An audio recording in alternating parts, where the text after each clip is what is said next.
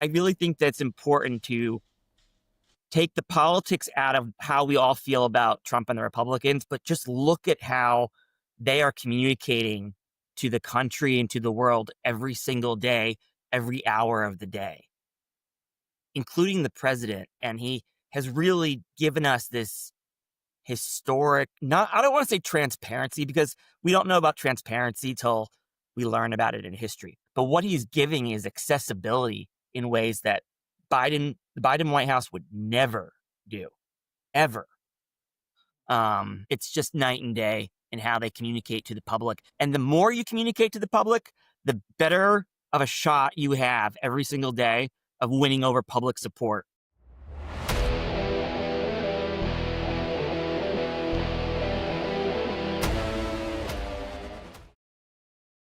Hi, everyone. Welcome to the Brogress podcast. Today we have someone that's pretty familiar to our audience, Michael LaRosa, former press secretary to Dr. Jill Biden. Michael, we had you on last time. I think it was a pretty long podcast, actually one of our best videos on YouTube to date.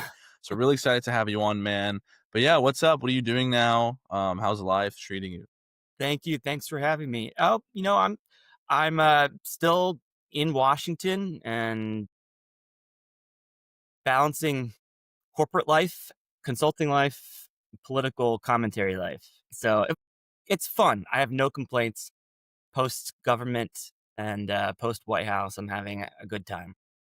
Yeah, I mean, that's great to hear. I mean, I was only in DC for about 3.5 months, but man, I really missed California real quick. I think once Yeah. you kind of leave this, we are a little spoiled here with the weather, but we do pay a lot for housing, so I think there's like a trade-off there. Yeah. Hopefully, we can get that fixed in the state. But I think a lot of our viewers and a lot of people have seen you on Fox News, on just different interviews, on some online media recently, talking about Kamala Harris's new book, 107 Days. So I wanted to ask you, what is your takeaway from the book? I mean, I read the book too. She claims that 107 days was not enough. There are some people saying that it may have been too much time. What do you think of that? And yeah, overall, what do you think of the book and kind of what she's saying? Yeah, a couple of things. I mean, I was impressed that she took the punches that she took. She threw the punches that she threw. Yeah. Wasn't expecting that. And I wasn't expecting really a lot of the, I guess I wasn't expecting her to be as candid as she was. I certainly share a lot of her complicated feelings towards the Bidens and a lot of some of the disappointment and hurt that she felt. I can identify with a lot of that.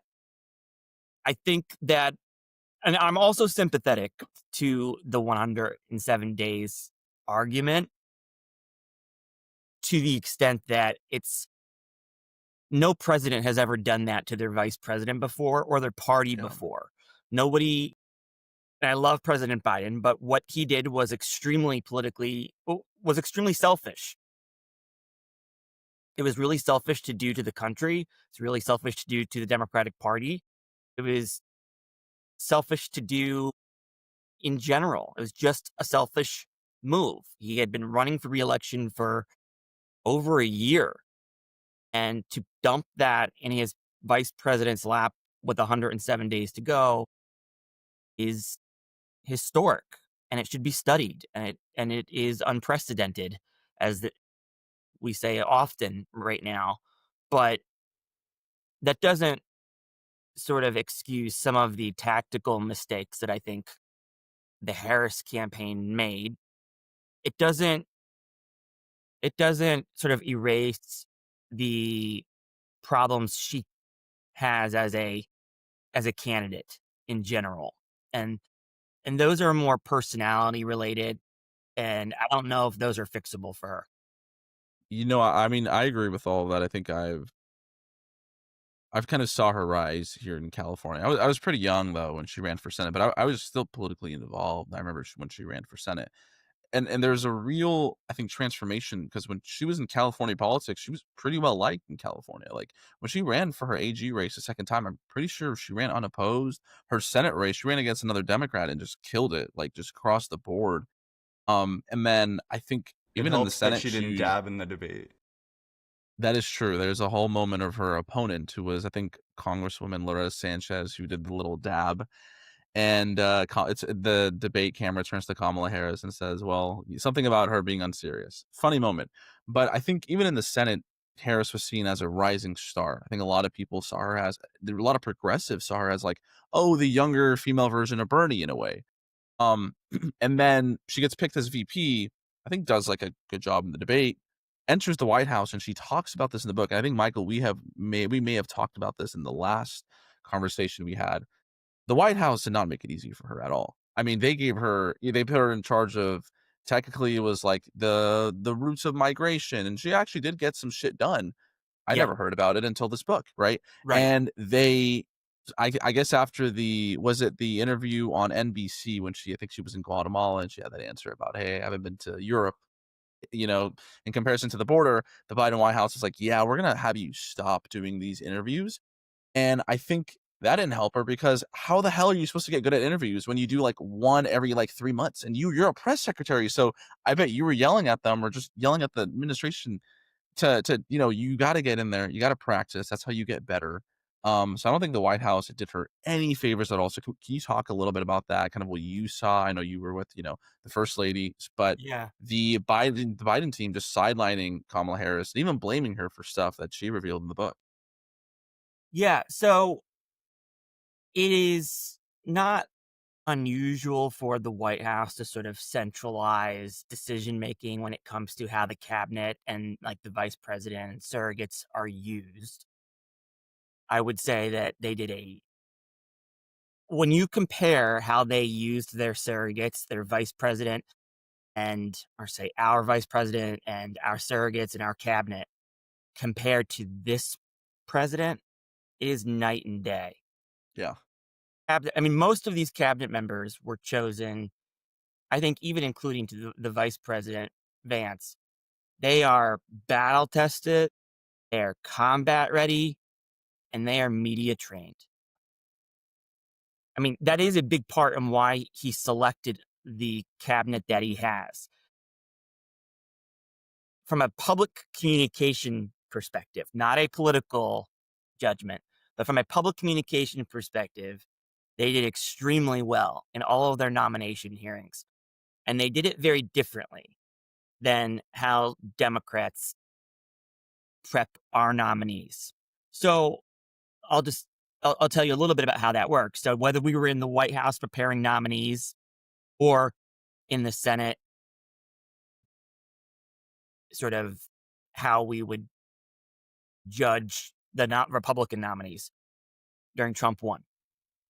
The standard rule that Democrats like to follow is the 80-20 rule. That means as a nominee or as a witness, a cabinet witness going up to testify, you want the senators or the congressmen on the dais to be talking 80% of the time. We as Democrats, we want our nominees to be talking 20% of the time. We want this to be as limited and as newsless as possible. We want this to be a test of respect and civility and not a test of what you know or how hard you fight. That is the conventions and the rules that we follow with our nominees. This cabinet, this vice president, no way in hell. They are a reflection, a true and accurate reflection of their boss. And they don't follow the rules, but by fighting back the way they do, the way you saw Pam Bondi slug back at Senator Blumenthal, even if whatever she was saying about him had nothing to do with the substance of what they were talking about, she defended herself, she counterpunched, and she got her message across more than what he intended to get across or communicate to the public. And they're all like that. So it's not only how hard they punch and how directly they communicate.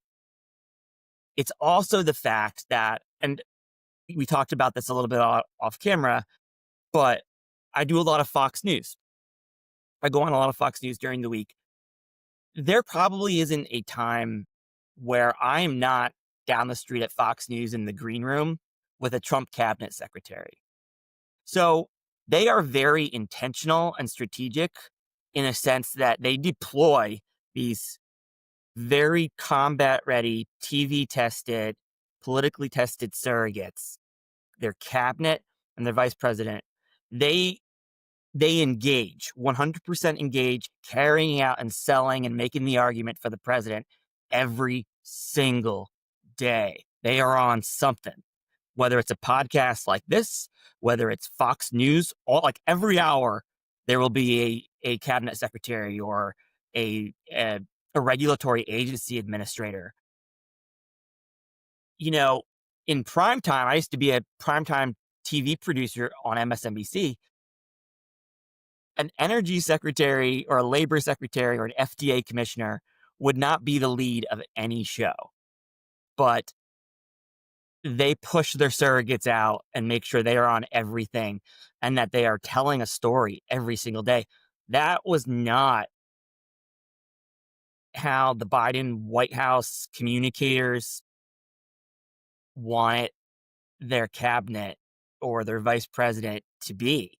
And in the age of new media, it is baffling why we rarely ever heard from them. And then because the less you communicate to the public, the more attention and more scrutiny is placed on you when you do try to communicate in those rare circumstances or uh, as minimal as it was, which felt like that's what they were trying to do was always run scared. And I think that's a constant theme with Democrats, and it's got to change. And I live by sort of treat the media like an opportunity, not a hazard. But my my fellow Democrats in Washington, at the staff level, the consultant level, and the candidate level, they just run scared. So Absolutely. I know that was a really long answer to your question, but I really think that's important to take the politics out of how we all feel about Trump and the Republicans, but just look at how they are communicating to the country and to the world every single day, every hour of the day, including the president. And he has really given us this historic, not, I don't want to say transparency because we don't know about transparency till we learn about it in history. But what he's giving is accessibility in ways that the Biden White House would never do, ever. Um, it's just night and day in how they communicate to the public. And the more you communicate to the public, the better of a shot you have every single day of winning over public support, meaning public sentiment about whatever you're doing. 100%. It almost feels to me like Trump, when he's picking these cabinet secretaries or even his vice president, it's like he's casting people to play the role of cabinet secretary more so than like the actual job, for better or worse. And I think we see that in some ways in their job performance. But I think that kind of, it reminds me of some of the debates about like Hakeem Jeffries right now, and Schumer, and how Democrats are kind of stuck in this old approach of, well, they're excellent at whipping people, like they make the deals behind the scenes, which is part of the job. But I think in today's age, really, even the job of leaders in the House and Senate is to be public facing, to be like the online spokesperson for your side. And that feels like something we're really missing right now. Like Jeffries will give interviews, but it's not like the Republican version would be on 10 podcasts a week. I mean, even Mike Johnson, who's not the most charismatic person, does tons of interviews. No, It really just, go ahead. yeah, no, absolutely. And yeah, I just feel like we need to kind of think of it as we're picking people who are playing these roles on TV, and they need to be convincing and they need to be able to defend themselves in long form instances, and that like that builds trust in the institution. I don't think this is disconnected from the work of the job even. I don't think it's like an entirely superficial thing. I think part of the job is the ability to explain what your agency is doing in a way that makes people on your side. I think Exactly. that's something we need to do next time, is like approach it as I think the Gavin Newsom school of politics, and Yeah, no, he's the central casting for a president figure, and I think it should be top down like that. agree. I totally agree with you, and you're hitting on like two things, a couple things very indirectly that are really important for everybody to sort of extrapolate from what you were saying. And first of all, is the casting role that Trump plays. You're 100% correct, and he takes great pride in that. He was a TV producer, and image and presentation and communication is everything to him. You know, people say he hates the press or the enemy of the people. He says they're the enemy of the people. He wouldn't be doing this job if he didn't have access to the press every single hour of the day. And that's like the funny part about Trump, but it's also really he's exposing the tools that a president has and can use if they choose to use it. You have a traveling press of a minimum of 13 press traveling with you in a protective pool wherever you go. You have access to the press in ways that nobody else does in the entire world 24 hours a day. In most of those hours, as the press will tell you, Trump White House is using them and using those hours to fill. With Biden and Biden White House, the people in the White House, not even just the older people, but even the sort of quasi middle generational people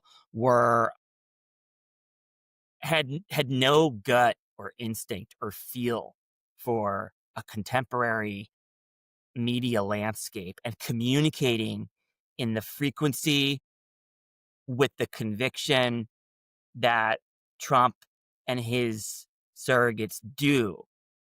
Part of that is that they run towards the news. Trump, if you notice, Trump has an opinion about everything. He'll be asked about who's that young actress? There was that Kristen with the Stewart? the Or no? jeans thing. Oh, Sydney Sweeney. Sydney Sweeney. Okay. Do you think Biden would ever answer a question like that? Do you think he would No, ever try to have an opinion on anything like that? And what do you think would happen to a reporter if they ever asked a question like that in the Oval Office? They probably would never be allowed back in, and the Biden staff would probably find some punitive way of taking action against them and their editors. But Trump knows and understands what people outside of DC are talking about, like your neighbors or your friends in your dorm or your housemates. He wants to be a part of that discussion. That's called culture. That's why he understands the pulse of where, like the sentiment of where culture is among voters. And so he's willing to give you his opinion. And he doesn't really care if you agree with him or not, but he shows conviction and principle when he gives his opinion. Kamala Harris rarely gave her opinion. Michael, she was asked about Prop, what was it, Ben? Was it 67 or something in California about Yeah, kind of the reversing one some to of re-raise the sentencing standards. re-raise the sentencing for Yeah. like really bad shit. And they asked her this, and she goes, "I'm focused on the election. I have Mhm. no opinion on this." And they're like, "Man, but you're voting in California. You don't want to share to voters how you're voting on this issue." It just kind of shows how. And again, going back to the Trump point, he had Michael. I'm not sure you know, but the NFL did a new kickoff rule this season. A lot of fans don't like it. I personally am like, it's beneficial if you can kind of I run love out there it. a little bit more. I It's like it because great. we get more yards. But a lot of NFL fans are like, "Oh, this is weak because you can't start running towards the returner until he like catches the ball and starts running the ball." And I think that's the new rule now.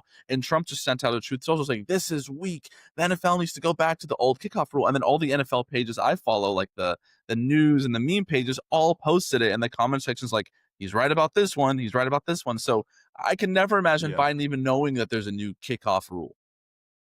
Even if he did, he would never weigh in on it because Democrats are afraid to alienate people. They want to please everyone.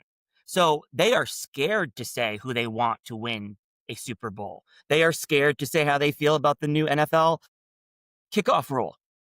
They won't do that because they are so petrified of other Democrats or independents. They are scared of each other most of all. Well, and the Kamala thing he mentioned, that's a perfect example where I remember.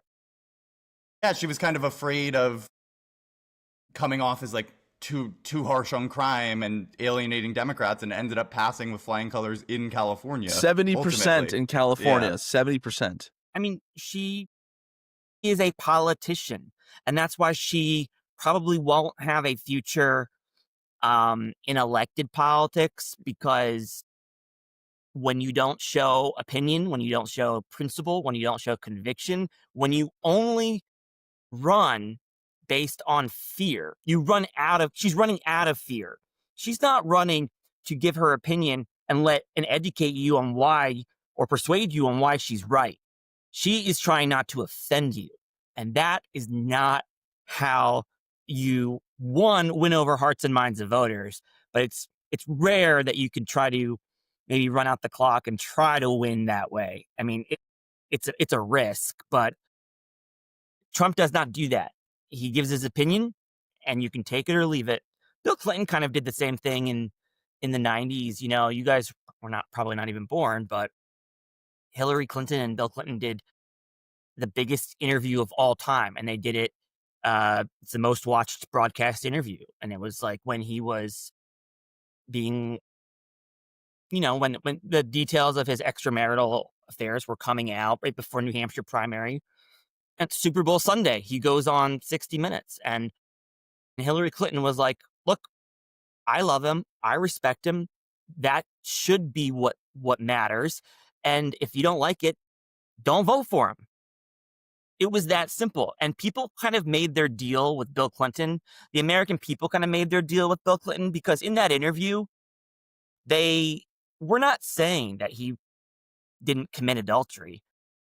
They were just saying, sort of our business. If Hillary doesn't care, why should we care? That's what my aunt said. That's what she Yeah, was saying I mean, at the time. And that's a part of it. But it was also like, if we're working it out and we're going through problems the way every other marriage goes through problems, they're just being forced to talk about it in ways that presidents had never been forced to talk about it before that time.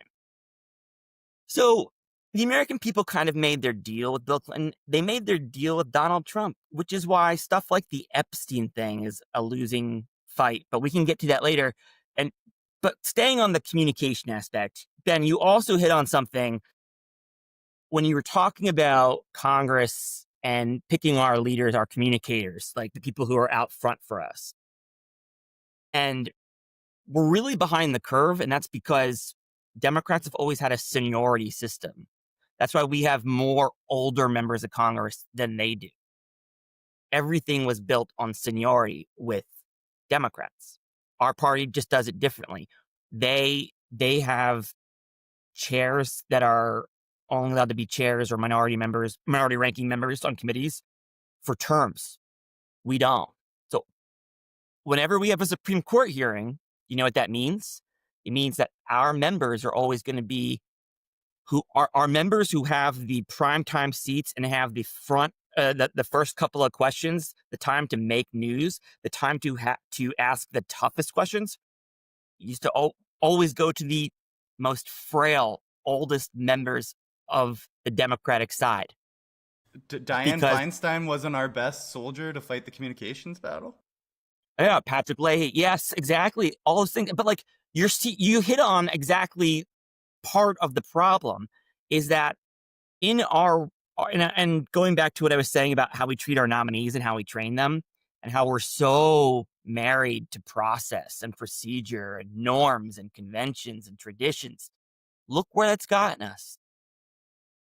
It's gotten us with the second term of Trump. I mean, I think we just, like you say, we just are too afraid to change the rules or kind of buck leadership in a way that I've seen. Yeah.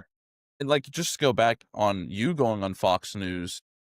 I've heard from, different political people that work in politics that, hey, we've been told don't go on Fox News, don't go on like the more conservative leaning podcasts. And I'm like, you, to excuse my language, you idiots.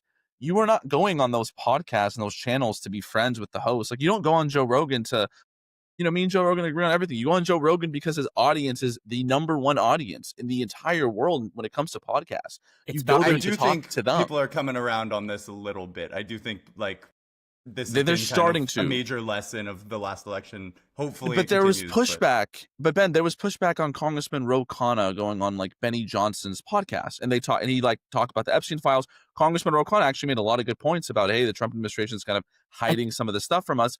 And I guarantee you, Johnson's audience probably has never heard many of those points. exactly right. And Newsom got a lot of shit for going on Charlie Kirk's show. And the way I see it is by going on all these Fox shows, even on like Hannity, when I go on Laura Ingraham, when I would go on Jesse Waters, their audience is getting a point of view that they otherwise wouldn't be getting. And even if I don't get the most time, or even, if I don't get to say everything that I could say, they're at least getting an exchange. They're getting a debate. They're getting a point of view that they maybe would not otherwise get because we all live in our silos, right? But Fox goes out of their way to bring in disagreeable point of views from mainstream Republican, the audience that people think of when they think of Fox. MSNBC doesn't do that. You won't see me on MSNBC. I'm way too moderate for MSNBC. I'm way too pragmatic. I'm way too realistic. I'm probably too capitalist now. They won't have me on, and so because they don't want me critiquing the Democratic Party. Why would they ever want that? And it goes back to, why were they so shocked when Kamala Harris lost? Well, if you were paying attention, if you were looking at voter registration rolls, you could analyze momentum based on that. And you knew by September, it was never going to happen. Never going to happen. Michael, Yeah, I and just I real think quick want to, yeah. Oh, okay. just I'll go to Mike. when Just want Fox News even has Democrats on, like they had Mark Kelly a few weeks ago, like they do well enough that Trump was really furious about it. He was tweeting through a whole tantrum, turning on that reporter he likes, Ducey, because he thought Mark Kelly came off looking too good. Yep. So like it can work, and Oh, it yeah. pisses off Trump too. Totally. But like, I get a lot of feedback when I go on there from people who will DM me on different platforms, whether it's X or Facebook, or a lot of Facebook, but X, Instagram, LinkedIn. I get so many like audience viewers who will say, I don't agree with a thing you said, but like, you come off as having common sense and you come off respectful, and we didn't, and they don't, it's like they don't expect that. And if you can do that, then you have the ability to get to reach, like, I'm reaching them. Doesn't mean they're always going to agree with me, but I'm reaching them. And there will be like closeted gay Republicans who are watching, who are like, it's so refreshing to see like a LGBTQ person or a gay person on Fox talking about X, Y, and Z things, and they don't feel comfortable saying that on a public channel or like a public Twitter or Instagram feed, but they'll DM me and say it. And I don't know. I just think that if more Democrats did that, the better off we would be. But it also has to be on like our own media silos, right? Like, I bet you guys are probably much more progressive ideologically than I am on various positions. You're West Coasters. I'm an East Coaster. I'm probably very moderate, radical moderate Democrat, but I want to win. And I Yeah. care about winning first and winning those arguments later. It feels like the MSNBCs and the really ideological left-wing media infrastructure, like the Pod Save Americas, they're not really interested in other point of views. They're not interested in other ideologies or ideological point of views. Sometimes they're interested in different tactics, but generally they don't have people on who disagree with them ideologically or politically. That's a problem. Like, they are the problem. Sadly, And Barack Obama, by the way, warned about that a long time ago, about media silos and only talking to ourselves. But nobody really on our team seems to have learned that, because Fox has a winning formula, the other ones don't. Michael, why do you think that is? And when do you think it really started within the Democratic Party to kind of keep to yourself? I mean, I think the obvious answer is the sign right behind you. Uh, but when this culture started that, hey, we don't go on those channels that we may disagree with. We don't go on, different online news media that we may get pushback for X, Y, and Z. And when did that start? Great I mean, question. I credit a lot of, I think I blame a lot of Hillary Clinton's campaign in 2016 for some of this as well. So it actually goes back a little bit before. It goes back to the first year or so of Obama. Look, Fox was really, really tough on Obama as a candidate. Obviously, right? The right saw Obama as like a huge threat because he was popular, right? And liked, and had little record to run on, little standing to ever even beat a Clinton. With this guy with the funny name, a liberal law professor from Chicago. So they got off that was a really bad relationship. And Anita Dunn, who was in charge of President Biden's public relations, strategic communications thing, media, outer facing, external facing. She was the communications director under Barack Obama for those first year or 2 years. And she made that rule that they would not go on Fox, that in 2009, 2010. I don't remember. I remember her. I remember that was really the start of it. Of people saying, "Oh, we're like gonna be punitive and punish," and then again,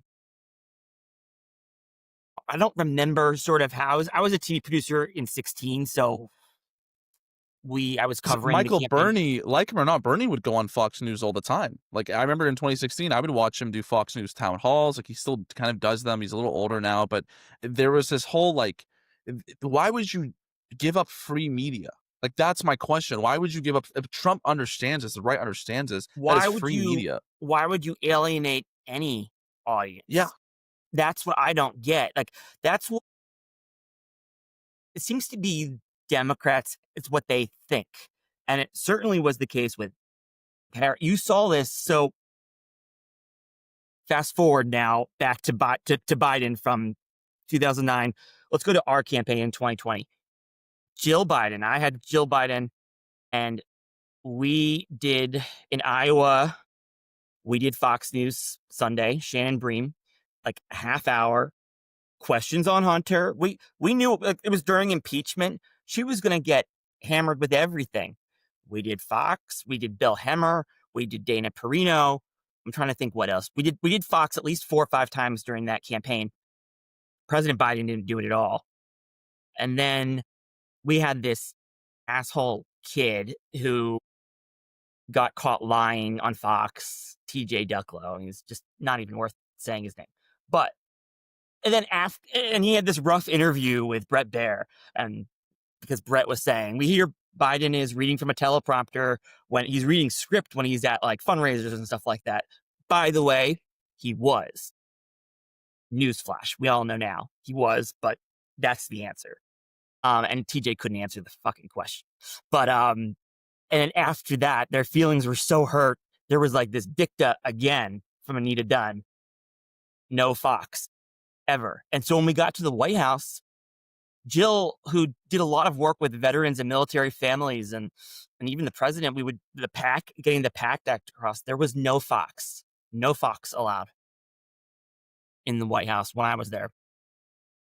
Well, and I think that points to the fact that it's like, it's not just going on these places, it's being the type of candidate and running the type of campaign that allows you to feel comfortable going on these places. Like, Bingo. Yeah. being Yeah, and I mean, if you're like, you shouldn't be in a situation where you Yes. have to defend that on TV. Like, that's part of it, is being able to feel confident in any answers you give, because you don't have a candidate who One can't really talk, who you're having to defend, which is pretty indefensible. 1000%, Ben, you hit the nail on the head. And Democrats are confusing this right now. There's this big thing about like authenticity. Well, first of all, you can't train authenticity. You just are authentic, or you're not, right? And the only way you are perceived and judged as authentic is if you are accessible. That's what Democrats don't understand, because we still run scared. We still treat the press as a hazard, not an opportunity. And by doing that, we are guardrailing ourselves. So they're really, because it's all about control. Staff in politics, you will see as you guys get into politics, they want control, and Democrats think they don't need the press because we can just create our own media. We can create our own content. Well, that's fine, but then you can just read from a prompter the whole time, like Harris and Biden. How do you become are you perceived as authentic if you are just reading script all the time? You won't be. You won't be. And that's why Trump held press conferences, loved holding press conferences, loves it, loves gaggling. Went on. Michael, If he you goes can't on go on media Jesse so much. Waters, if you can't go on Jesse Waters and talk to the New York Times, you shouldn't be running. Michael, he's on the media so much that those 2-3 days where he just wasn't seen by the media, everyone was speculating that he had died. That just shows that he's like in the media so much. But going back to authentic, and I was making this point, I think I was making this point to Ben on a couple episodes ago. You can't just put a 67-year-old politician on TikTok and have them do a TikTok dance and be like, oh, look, they're being authentic. This is how you be authentic. That's not how it works. Like No.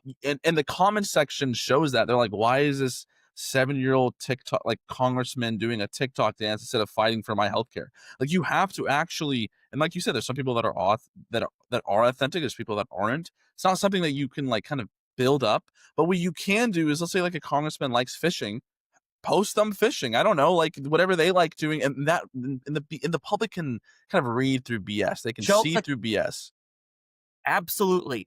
So two things on that. First of all, you can't change people, right? And you can't change candidates, and you can't change politicians, but you can make them the best version of themselves, and making sure that they are always in a position to feel confident. Now, when it comes to giving their opinions, they should be able to give their opinions at any point in time. What the hell are we paying you for? Why would we want you to be our spokesperson if you're not going to answer a fucking question that 70% of the people in your state agree on? It's insane. It's insanity. People will forgive. Voters forgive a lot of things. Think about Trump. How many times he's changed positions, all the mistakes, all the gaffes, January all the 6th. slights, January 6th, all of the comments. People forgive a lot of things. They forgive vulnerabilities. They forgive mistakes. They forgive, I don't know, they forgive changing your mind, but they don't forgive phoniness. And they won't gravitate to you if they feel like you only want the job because you want something else, and you're not willing to give your opinions in the run up Yeah. to getting the job. They don't want people who just want the job and want to be in a little security blanket.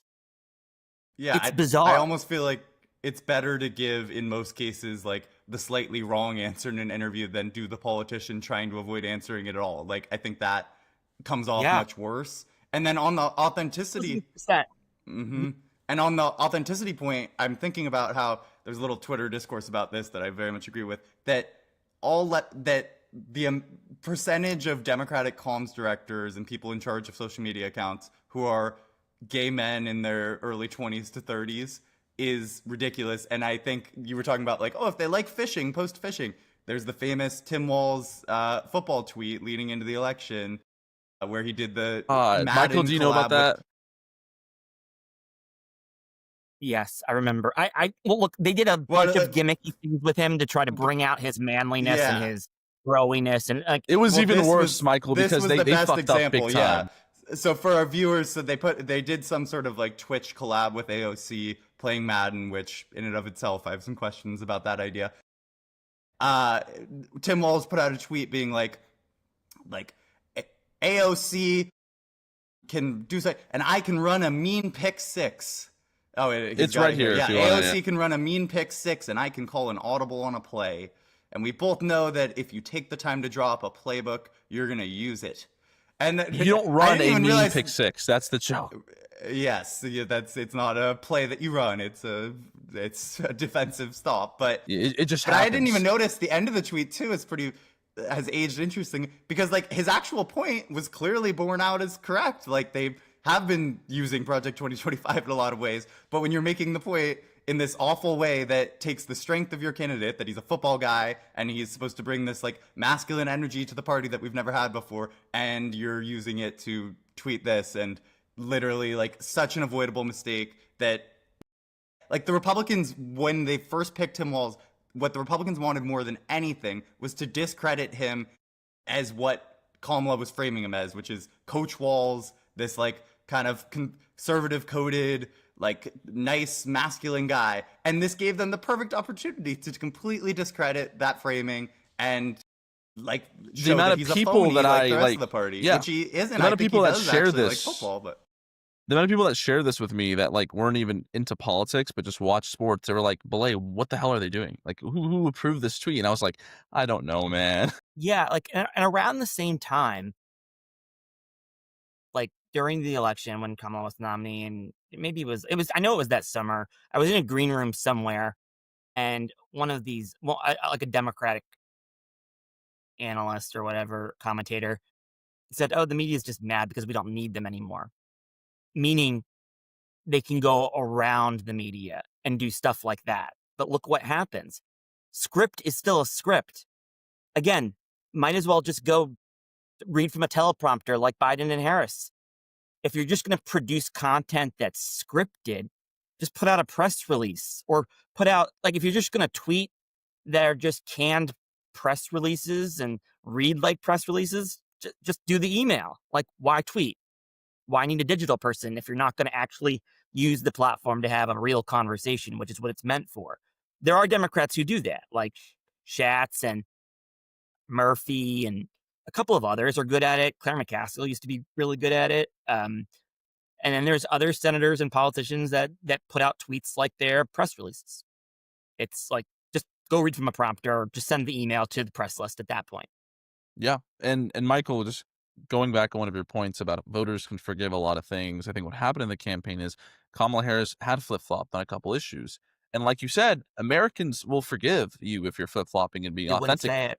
She wouldn't, but she could have easily said about the fracking issue, "Hey, as vice president, I've traveled the country. I've met with people who work in these industries. I've met with people who rely on these industries, and I've changed my mind. I'm not afraid to say, when I make a mistake, I'm going to own it up." And I guarantee you, the overwhelming reception to that would have been, "Hey, she changed her mind. She got more information." But she would go, "Well, I didn't ban it as vice president. I didn't ban it as vice." Well, first of all, you don't have the authority to do that. But like, No, what the hell is that? no, it was worse than that. She said, "My values haven't changed." Oh yes, the values. God. So I was doing Fox that night in prime time, and it was when when she was really being hit with the fracking stuff. And I was on Jesse Waters, and I said, first of all, fracking matters to a slice of Pennsylvania voters, an important slice, a slice that Biden was able to win, but it rarely decides elections in Pennsylvania. And all she had to do, she didn't have to call to anything. All she had to say was, as Joe Biden's vice president, look at the Biden-Harris record. We produced a record amount of crude oil production, higher every month of every year than any of the 4 years of Donald Trump's presidency. We unlocked 1.7 million acres of the Gulf of Mexico. We auctioned it off for leases. We greenlighted the Willow Project in Alaska. What more should I have to show you about how much I care about oil production? I'm not going to take away your oil jobs. Just look at what I've done. And that's all she had to do was talk about our record. But why do you think she wouldn't talk about our record? Her own record as vice president, to the extent that a vice president can have a record. Why do you think she wouldn't talk about it? Because it was like what you guys brought up about the 70% of the voters on that California ballot measure. She didn't want to offend anybody. She didn't want to offend all. She was more scared of the liberal Green New Deal folks not showing up for her that she wouldn't even talk about the Biden-Harris record of 4 years of oil production. An issue that, by the way, Biden, our administration, outperformed the previous administration on, that they knew it and they would lie about it. And she wouldn't even use that to her advantage because she was so scared of other Democrats, so scared of the green left. That's like even extra ridiculous to me because, for better or worse, like clearly the main issue that group of people cared about in this election was the Gaza stuff. And like, if you were gonna be so afraid of that, like, I think there were more ways to address those kinds of people through the Gaza stuff, or that should have been a bigger concern than that they're gonna be that upset about fracking. I mean, like, I feel like the people who would care that much about fracking, you already lost from some of the Gaza stuff. Like, that's not the it's area also that like they care as much about.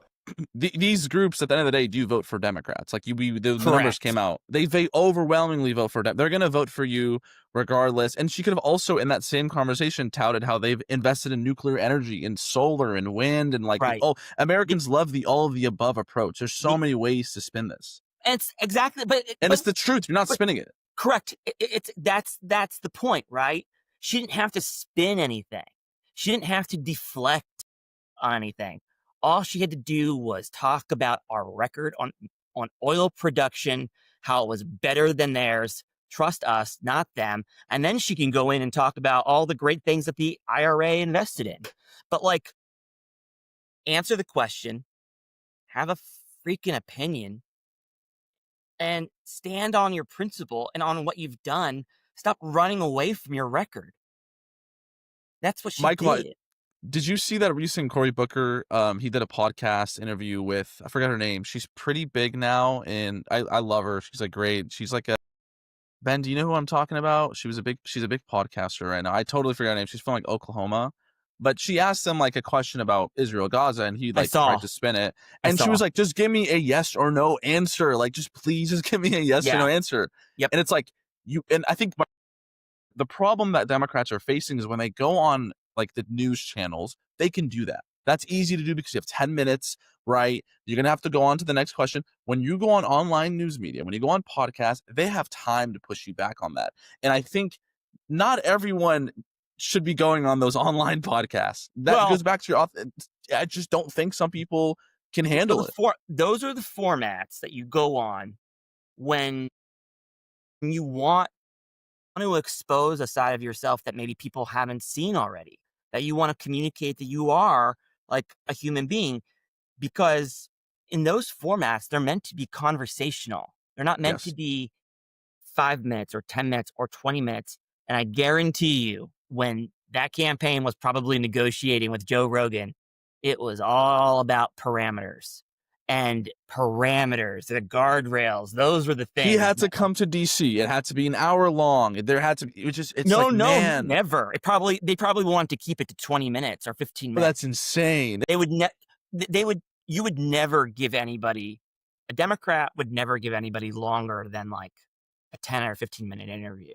That would be unheard of.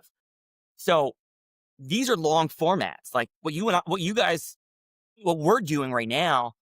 That is what you're going to see more of, but you can't do what Cory Booker did. You have to at least in those formats, you have the opportunity to explore the nuts and bolts and explain how you feel. Say how you feel and then explain it. Say how you feel and then try to get people to your side, persuade them, educate them, but don't run away. Don't duck and cover. I mean, might as well just bring Joe Biden back and just duck and cover from everything. That's all they did. That's all I Harris love did. the Fucking cover.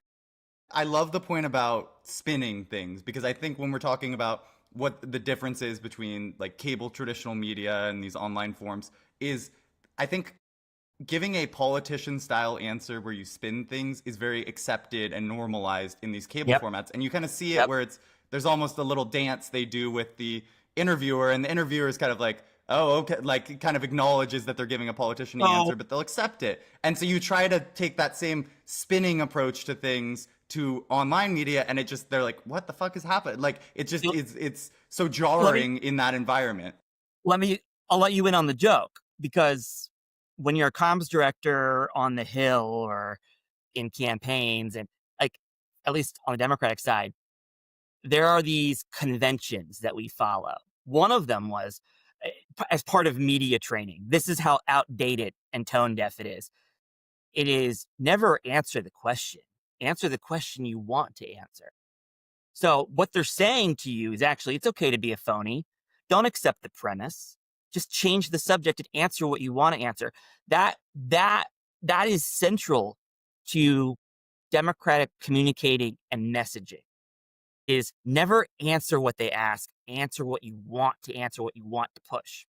The problem is, it doesn't work anymore because you're not talking anymore in just 5 or 10-minute segments on MSNBC or Fox. You should do those, sure. But if you're going to go on Joe Rogan, if you're going to go on the Progressive podcast, if you're going to go on any digital show, any long format show, you better be prepared to give your opinion and answer the question, answer it, and then go into all your supporting blah, blah, blah bullshit, you know, that your staff wants you to get across or push that message. And you guys, like, you hit the nail on the head. I mean, cable at both MSNBC, Fox, CNN, they just became places for politicians to push a generic message. They weren't actually conversations. They're not actually challenging. They're not actually even interviews sometimes with politicians. It is give them an opportunity to push their message. And that's what the Sunday shows became. It's what cable has become. And, you know, you can get away with it. You can get away with it, but you can't on formats like this. And now these are the formats that really influence voters because, again, it goes back to authenticity, showing a side of you that they don't either expect or know. And I like the vice president a lot. She was a good vice president. She was a good number 2. She transferred seamlessly into that role. She's not comfortable, nor will she ever be comfortable showing human sides of herself. And like Hillary Clinton, maybe she doesn't feel like she owes that to anybody. That's fine. But meanwhile, kind of like how Nixon had to learn television, the rules have changed. And the expectation for how you communicate to a voter and form the opinion, how you form an impression in the voter's mind of who you want them to see you as, those expectations have changed based on Donald Trump. And he changed the rules because he communicates directly and with anyone. And one of the Yeah. other things, Ben, the other things that Democrats will often say to their candidates, as if it's like some kind of media training or it's included in part of the old playbook, is don't give it attention, don't give it oxygen. Let's just hope and pray it goes away. I mean, that is what the Clinton campaign did a lot of.